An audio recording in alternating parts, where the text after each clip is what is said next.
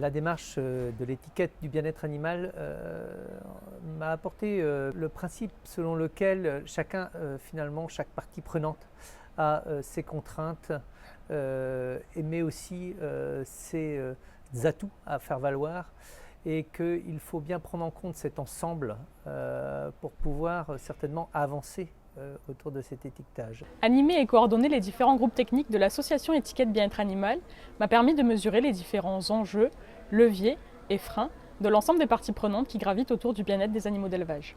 L'AEBEA m'a permis de monter en compétences, notamment lors de mon intégration dans le GT poule pondeuse, avec notamment en balayant l'ensemble des étapes de développement de la poule, donc vraiment une expérience très enrichissante. Dans le cadre de ces sessions de travail, en fait, j'ai mieux appréhendé les différentes parties prenantes qui s'engagent dans le bien-être animal.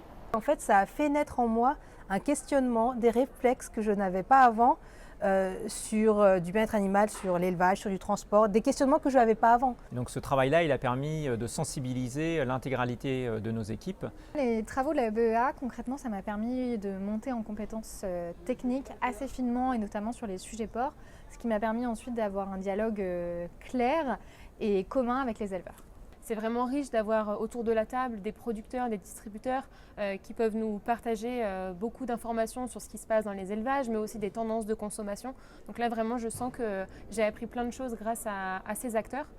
Alors professionnellement, ça m'a permis une meilleure connaissance des acteurs des filières, alors des groupements de producteurs, mais aussi des acteurs de l'aval des filières. Une meilleure connaissance de leur niveau de connaissance sur les questions de bien-être animal, leur appréhension, leur sensibilité. Cette démarche m'a même permis d'entrer davantage dans le détail de toutes les subtilités des pratiques d'élevage. Quand on est consommateur, qu'on voit ces élevages en plein air ou pas en France, on ne s'imagine pas ce qu'il y a derrière le bien-être animal.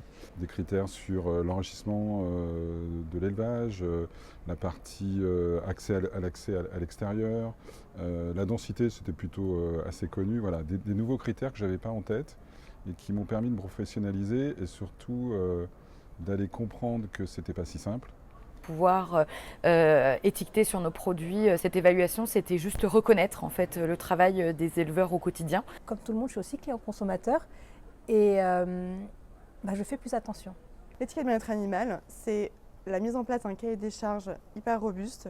Et ce système a été reconnu au niveau européen comme le meilleur système d'étiquetage de bien-être animal qui existe en Europe. Autrement dit, la France n'avait pas de position dans ce domaine. Aujourd'hui, grâce à l'association Étiquette Bien-être Animal, elle a le meilleur système d'étiquetage européen.